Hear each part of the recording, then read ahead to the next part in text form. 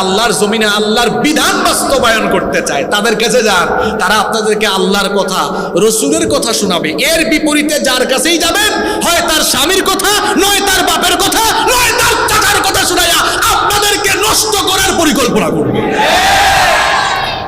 আর কেমনে বুঝাইলে আপনি বুঝবেন গো? আর কেমনে বুঝাইতাম আপনারে?